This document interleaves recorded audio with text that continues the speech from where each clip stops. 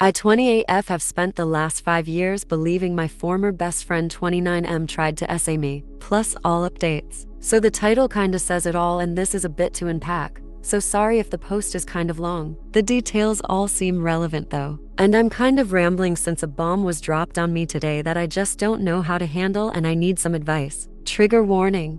Essay. 5 years ago, when I was 23, I had been working with a company that handled hospitality, training and stuff like that. What we did really wasn't important, but at that point I had been with the company for about 3 years already. Mark had gotten hired around the same time as I had, and we did a lot of training and stuff together, got put in the same call center group, and all around just became extremely close friends that hung out after work since we lived close to each other and were both unattached. To point out how close we had gotten, since we were both single, folks in the company and our department always made jokes that we needed to just say screw the company policies and start dating. We always laughed it off because at the end of the day, we both had made it abundantly clear to each other that we only saw each other as friends. For what it's worth, I don't remember how the conversation came up, but it had, and it was just a strictly platonic relationship. So yeah, we were basically attached at the hip for about 2.5 years when I met Paul, at the time 29M and currently 34M, and began dating him. Paul and Mark got along somewhat fine at first, but a few months into dating, Paul started to get upset if I said I was going to grab dinner with Mark after work, even if Paul was working at the time,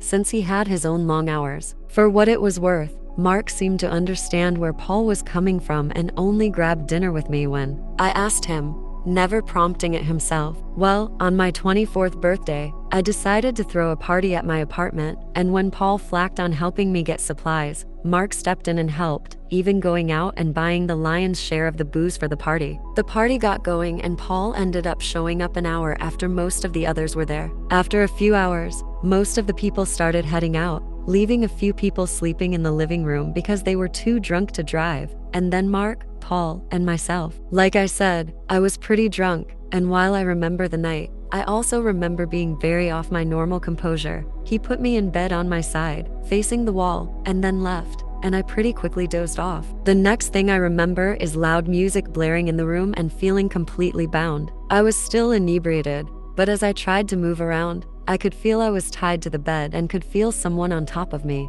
I was laying on my stomach and there was a hand on the back of my head pushing it into the pillow, so I couldn't see anything, and I could feel someone stumbling to try and pull my pajamas down and shoving his hand up against me. Someone was pounding at the door until I heard a loud crack, and then Mark and Paul's voices arguing. The pressure pulled off my head and I could see the one of them pulling the other away, but in the darkness, I couldn't tell who was doing what, but there was a lot of screaming and crashing. A few minutes later, Paul comes back in the room and unties me from the bed and just holds me, telling me Mark had been trying to essay me. I wanted to file a police report, but Paul convinced me not to since he had gotten there in time and nothing had happened, which I should have taken as a red flag, but I just didn't at the time because I was so relieved that I had been saved. I took a few days off from work, blocked Mark on all social media, but not before he texted me trying to tell me that Paul had been the one to attack me and that he was the one that saved me. I didn't believe him because it had been Paul that came in and untied me though, and if Paul had been trying, then why would he do that? Plus, we were dating, and it just didn't make any sense to me, so I thought Mark had just snapped or something. I ended up quitting from the company before my time off ended because I had been starting to look at advancement in my career and moving on, so I just decided that was my sign and tried to run away from it all. Paul and I kept dating for about 6 months after that, until I caught him cheating on me with a lady from his office. Maybe this should have been a bigger red flag to me too, but I had been trying to distance myself from what had happened. Then life just went on. I got comfortable in my new job, stayed away from getting too friendly with anyone from work, and have never had a close guy friend again. Occasionally, I'd see Mark at the grocery store or around town. Like I said, we had lived close to each other and neither of us moved, and I never felt the need to since he kept his distance from me completely, and I thought I was mostly over what had happened half a decade ago until I get a notification a few hours ago that Paul had messaged me. I thought that was odd cause I had blocked him. He made a new account, but I opened the message up anyway because of curiosity. I don't want to share the whole message because there's a lot of personal details in it, so I'm going to just hit the important details. So according to him, Paul is an alcoholic and has been for years, even back when we first started dating. He pretty much was always drinking something or looking for an excuse. He got fired from his job for showing up to work drunk and assaulting the receptionist by trying to force his tongue down her throat in the front lobby at a he was in court-mandated AA. And as part of his recovery, he was trying to make amends with anyone he has wronged because of his habit. And finally, Mark never tried to SA me. It was him. He had been jealous of my friendship with Mark and saw an opportunity to get him out of the picture because of how gullible I was his words. I'm not going to lie. I threw up after reading the whole thing. He had so much detail behind all of it that I just felt sick to my stomach that he not only remembered everything from how he had secretly put TIs on my bed before I even went to sleep once he saw how drunk I was getting, to how he beat the shit out of Mark and threatened to kill him if he went to the cops. I know it's not a healthy reaction, but I've been drinking a bit since all of that message hit my inbox, trying to decide what to do. I know I need to call my therapist to talk about all of this, but my mind keeps going back to Mark and how betrayed he must have felt over it all. I even unblocked him on all my social media. He never blocked me, so his profiles popped back up pretty quickly. And I've been trying to decide if I should message him or not. I know logically that Paul should be the one messaging him as a part of his AA stuff, but I'm also pretty sure that Mark did block him, since Paul mentioned not being able to find him on social media, but he also might not have remembered Mark's last name either, so it might be hard to find him. So I guess my question is, should I message Mark? What would I even say? Sorry, I didn't believe you when you said you didn't try to SA me. Update.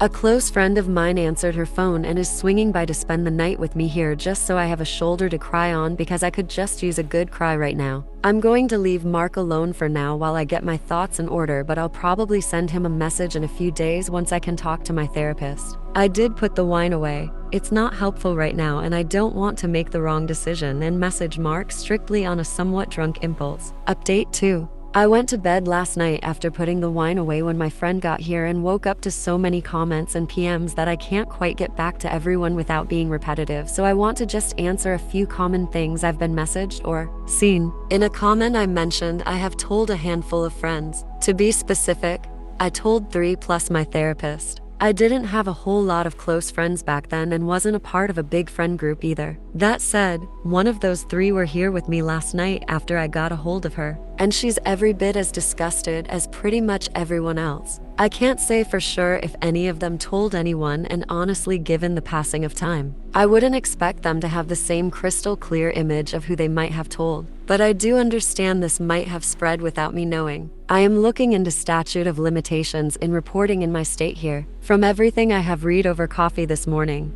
I believe it hasn't passed, and as several have mentioned, he literally gave me a written confession. As for how I didn't realize Paul was an alcoholic, well, I don't have a good answer for that. I'm going mostly based on his message that told me he was always drinking even back then. We weren't living together, and as I mentioned, there were plenty of days that I didn't see him vs. when I did, and I don't even know now if he was even working late all the times he told me he was. I have texted my therapist and am waiting for a reply now. I'm hopeful she has some time this afternoon or tomorrow that I can speak with her. But my friend is staying with me until I can speak with her, just so that I don't have to be alone right now, and I can't say just how much I appreciate it. To those of you that have provided advice or shared your stories with me, thank you. Deeply, from the bottom of my heart, thank you. Last night, when I received that message, I was thrown for such a loop that I didn't know where to begin or how to unpack it all, given the time that had passed. Old wounds can be reopened so easily, and this one was a scar that didn't need much to make it pop.